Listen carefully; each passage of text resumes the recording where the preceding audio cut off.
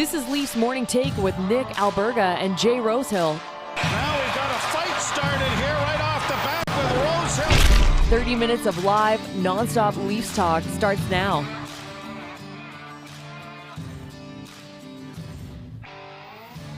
What's going on, everybody? It's the Thirsty Thursday edition of Leafs Morning Take. Nick Alberga and Jay Rosehill. We're going shark hunting tonight, Rosie. I saw that. I didn't know you were a graphics wizard on the YouTube channel. My goodness, that was almost scared me. Versatility is the name of the game. I know you scored a couple goals in your career. You just weren't a fighter, right?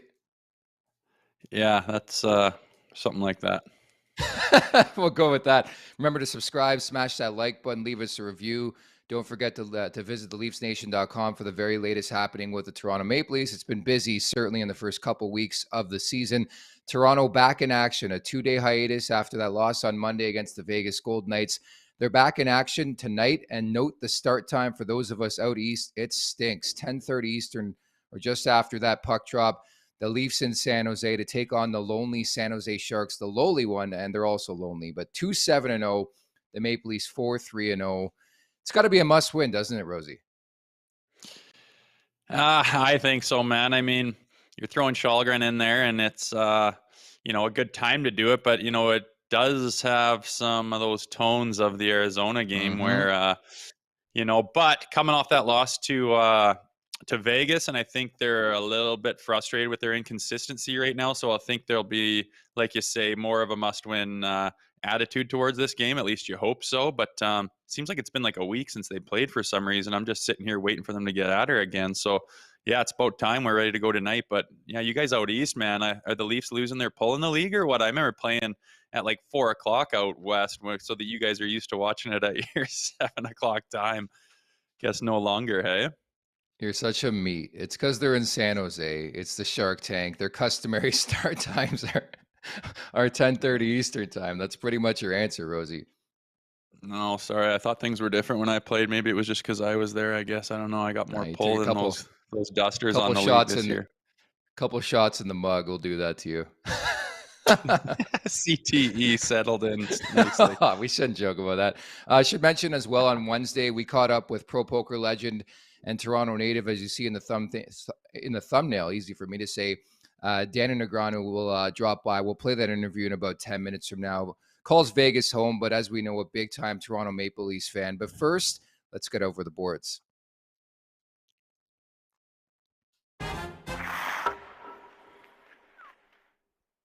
Calling on Källgren.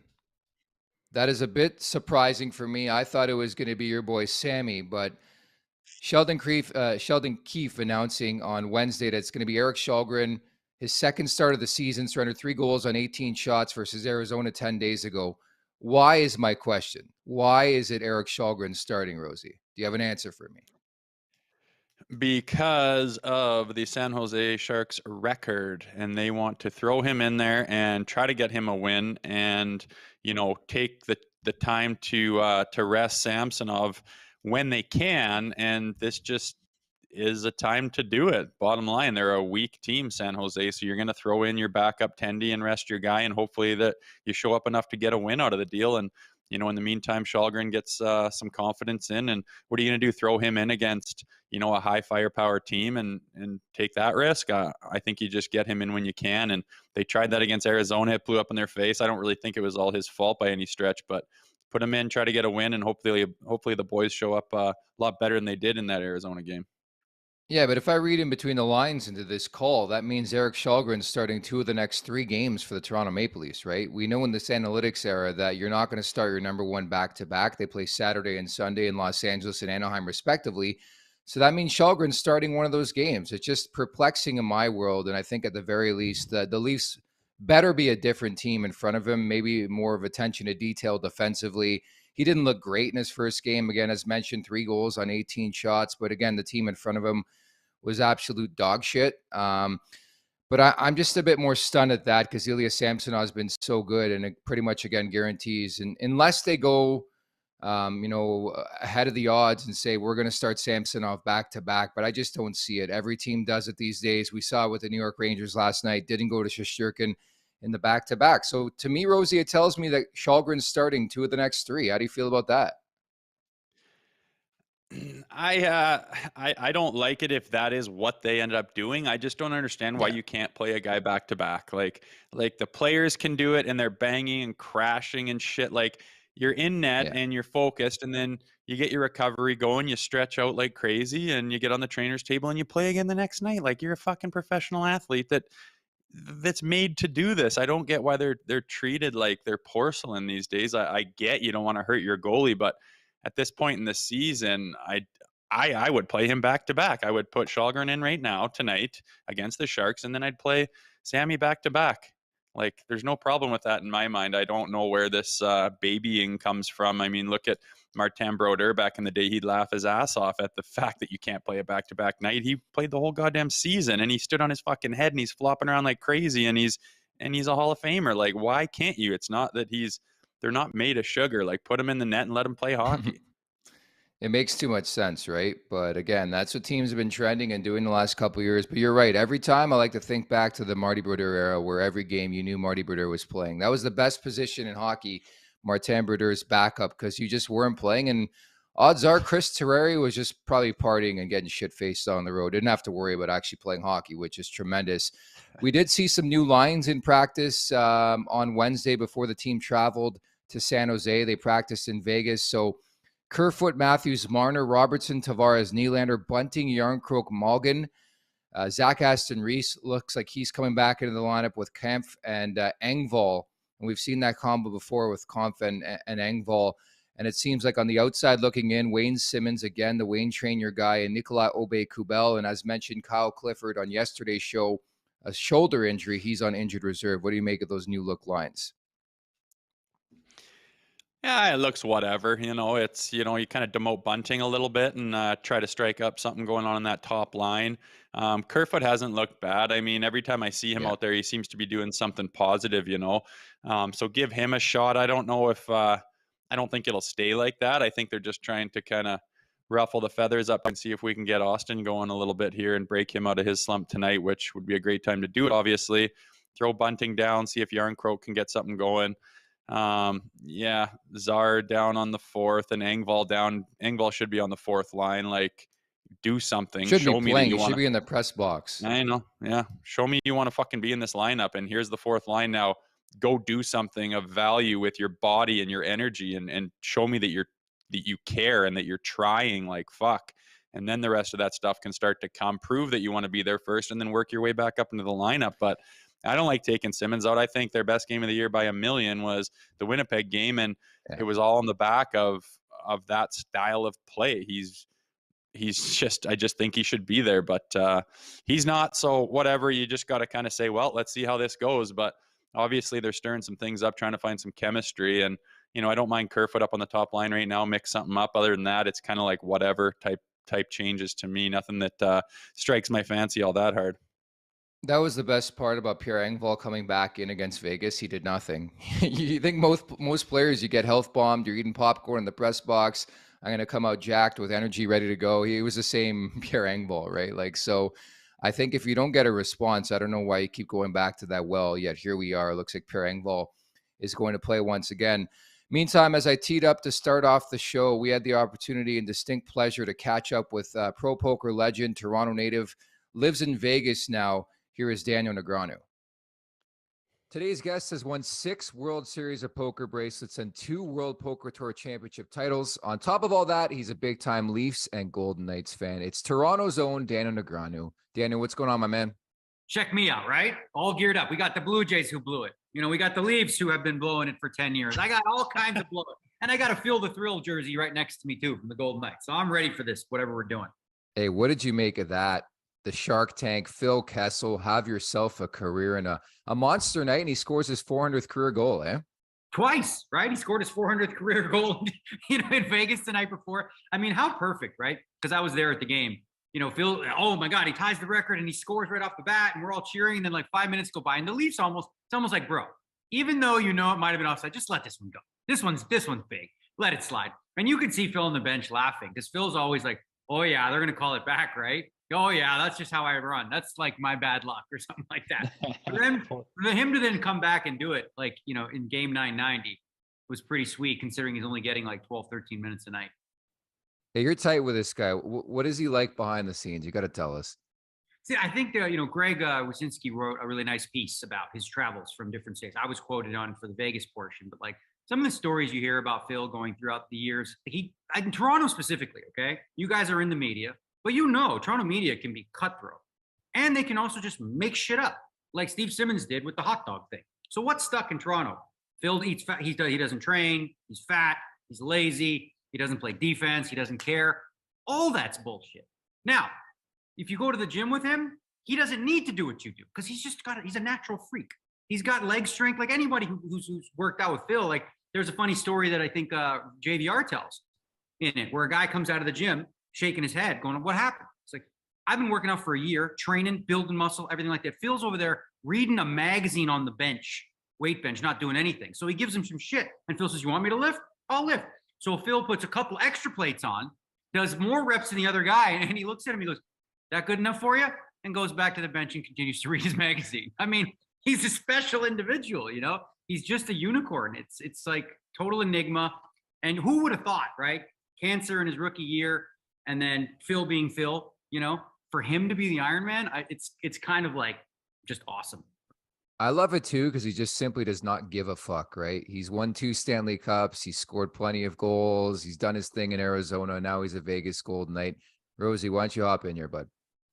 Yeah, old Philly, he just does what he wants to do. He doesn't hurt anybody and he gets attacked for no reason, but you got to love that guy. I just love his attitude. But yeah, Daniel, just wanted to know, like, when living in Vegas now, being from Toronto, a lot of people in the mainstream right now are getting into betting and whatnot. Just with your background a little bit, have you seen anything obviously in your travels as far as just crazy stories or wild gambling things? I imagine a guy with your background has just seen a million things around Vegas or gambling or poker or just anything in general comes to mind as far as wild stories the fans would like to hear about.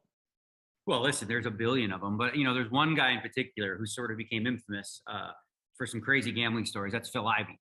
It's well documented that he figured out with this woman how to like edge sort, so he could basically he didn't touch the cards, he didn't do anything. The casino set it up, but they had defects on their cards that he could see.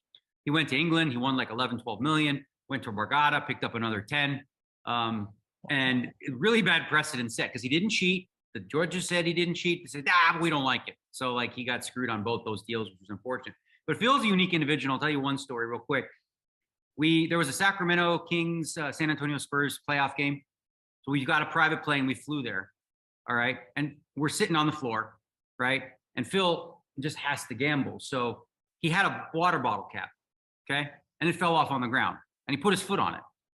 And he said, what side you like? 10K heads, 10K up. So I was stuck 50,000 flipping bottle caps. Yeah. Bottle caps on the floor with Phil being the one putting his foot on it. Like, I don't know. I should have probably checked the bottle cap. It might have been, might have been juiced. Man, I love it.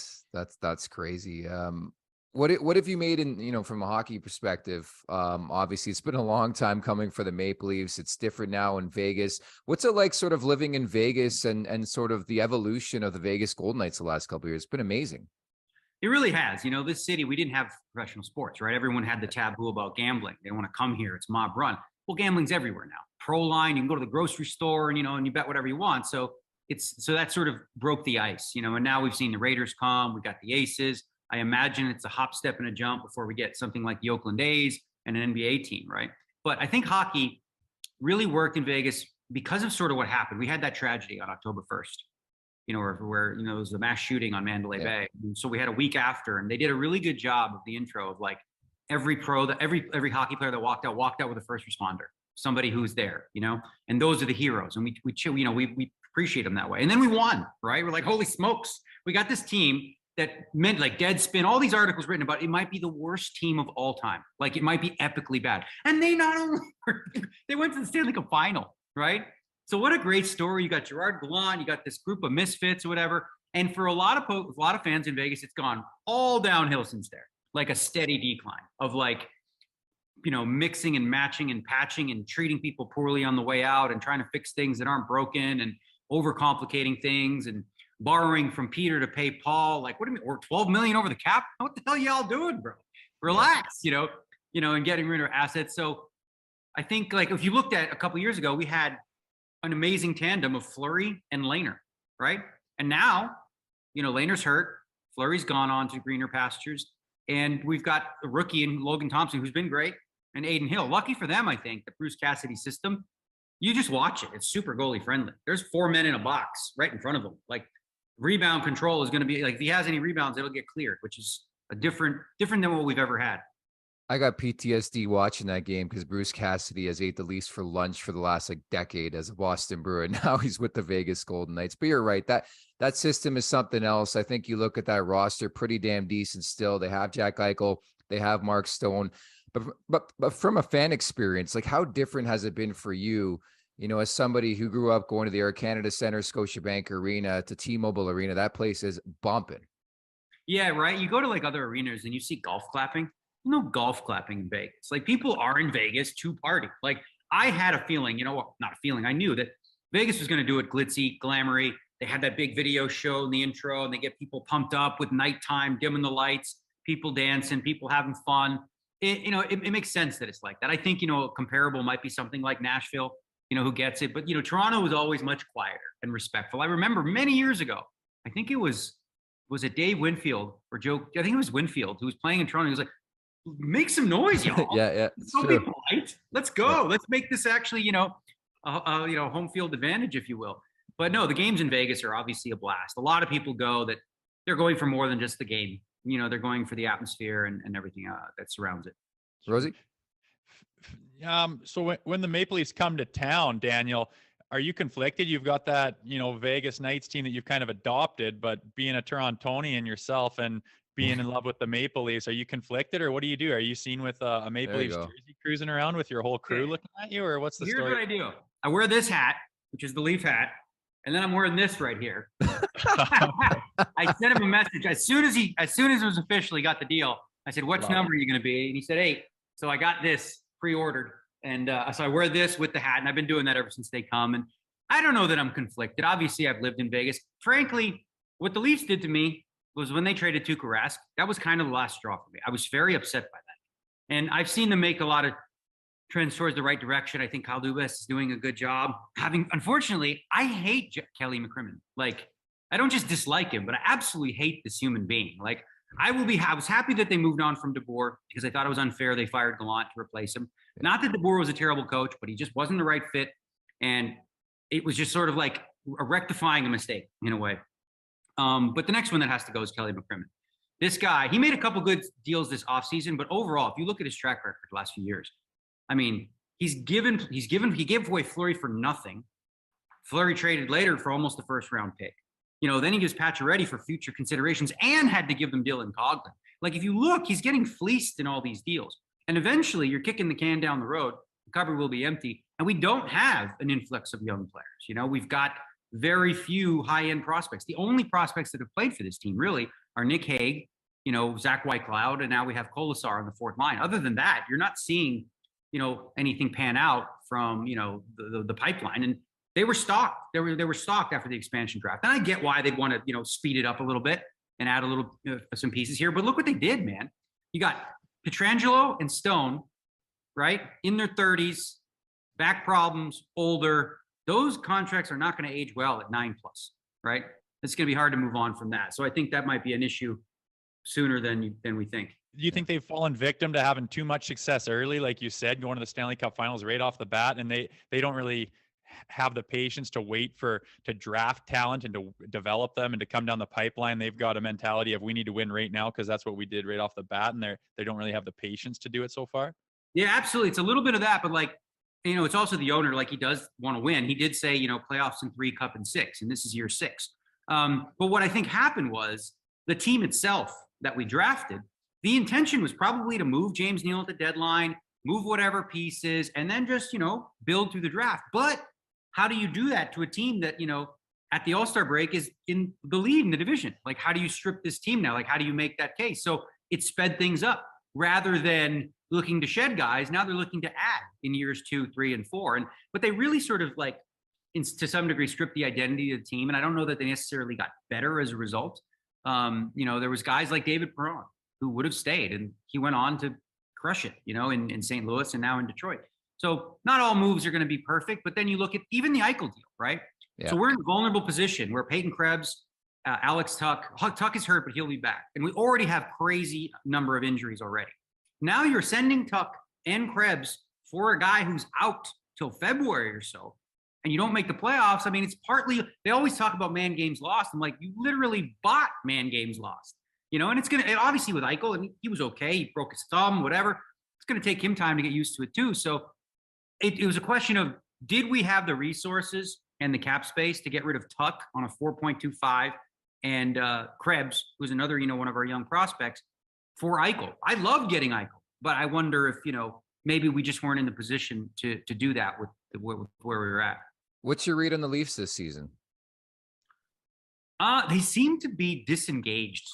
Like they didn't seem to show up in Vegas. I don't know. Like there's always a thing people say about Vegas, the Vegas flu. Seems like the boys may have been at Spearman Rhino till 7 or 8 in the morning. Cosmo. I heard Cosmo, buddy. Wherever it was. I mean, if you watch the game, like they look kind of flat, right? Yeah. They have a lot of dynamic weapons offensively. Seems like they made a lateral move in net, right? I mean, do you guys think that they made, they got better necessarily? I looked at Campbell's numbers last year and I predicted a fall because his goals saved above expectation, which I think is the only valuable number for goals. That's like really the most valuable because your save percentage is dependent upon the team. Your goals against is dependent upon the team. But goals saved above expectation, that's sort of on you. And he wasn't in the top 60, at the time when he had all these beautiful numbers outside that. But overall, I think that it's hard to win in the playoffs over 16 games if you don't have a goalie that can steal you some games. Same for the Vegas too.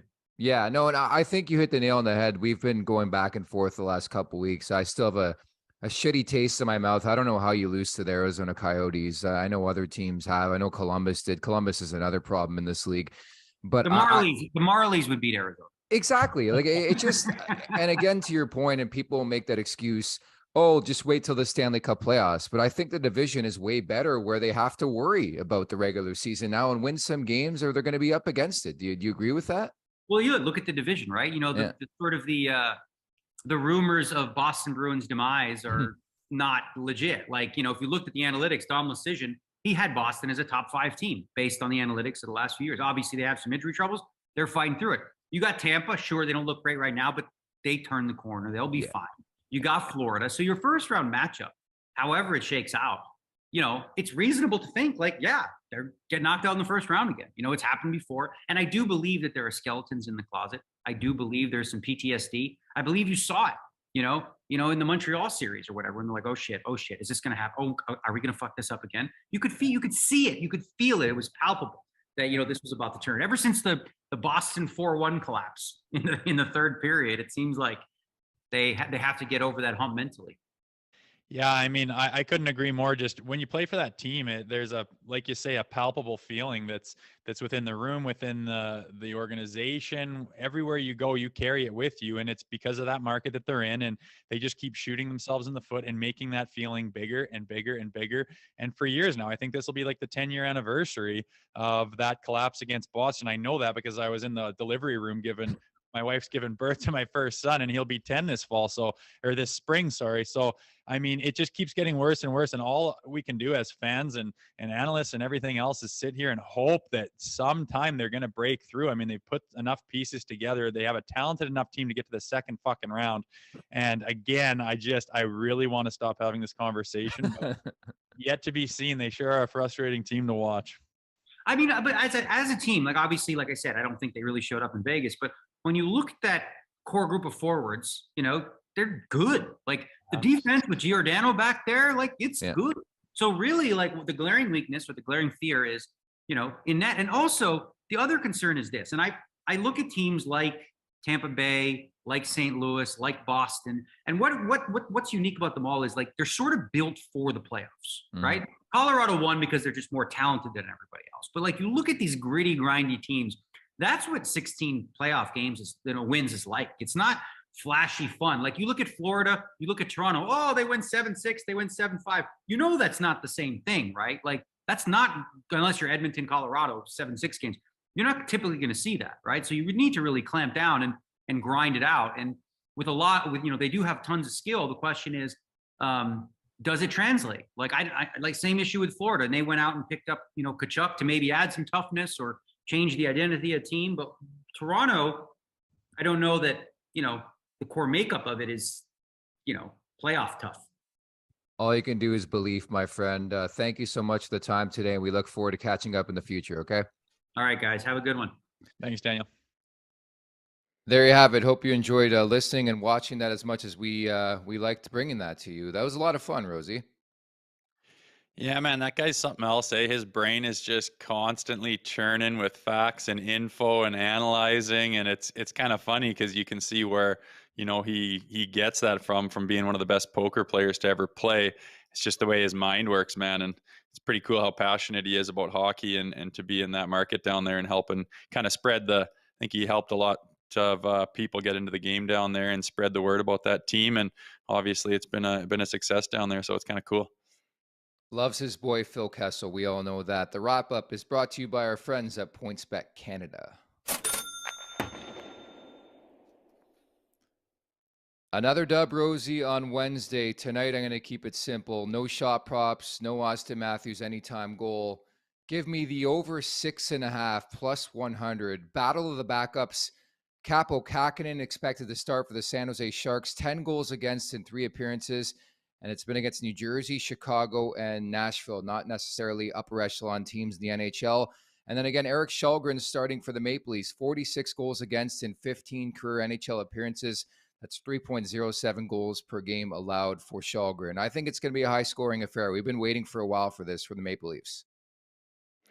I like it, man. And I know just the way this works, you back off Austin Matthews, he's probably going to get 2 or 3 tonight. So I love it. I think the overs have been hitting quite a bit lately, and with 2 backups and, you know, everything's lining up for that over 6.5. Is it 6.5 or just 6?